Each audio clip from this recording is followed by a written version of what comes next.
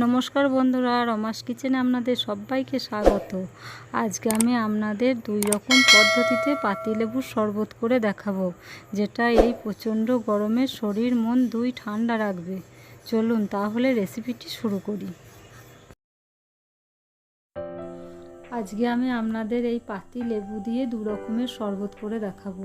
এখানে আমি দুটো পাতিলেবু নিয়ে নিয়েছি। এই দুটো লেবুতে আমি 2 গ্লাস শরবত করব। আমি প্রথমে লেবুগুলো কেটে নিলাম, ঠিক এইভাবে কেটে নিলাম।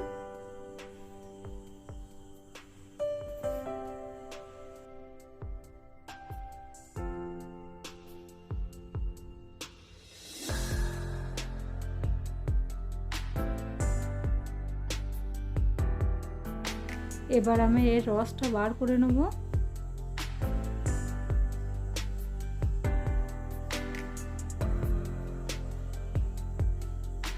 এইভাবে আমি সমস্ত রসটা বার করে নেব। এই লেবুগুলোর থেকে আমি সব রসটুকুনি বার করে নিয়েছি।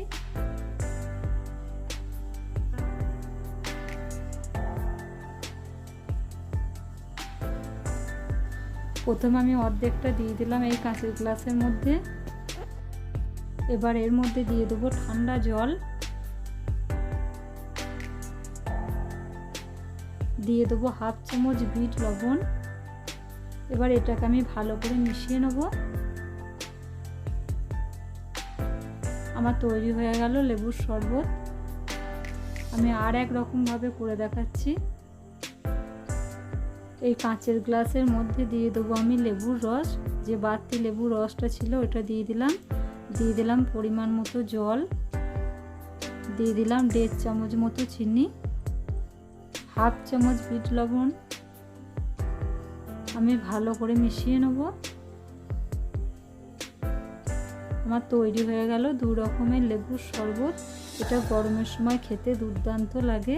আপনারাও বাড়িতে এইভাবে তৈরি করে দেখবেন, আপনাদেরও ভালো লাগবে। আর ভালো লাগলে অবশ্যই কমেন্ট বক্সে কমেন্ট করে জানাবেন, লাইক শেয়ার করবেন আর চ্যানেলটিকে সাবস্ক্রাইব করে দিয়ে পাশে থাকবেন। আর পাশে থাকা বেল আইকনটি প্রেস করতে যেন ভুলবেন না, যাতে আমি যখনই ভিডিও আপলোড করব প্রথমেই যেন আপনার কাছে যায়।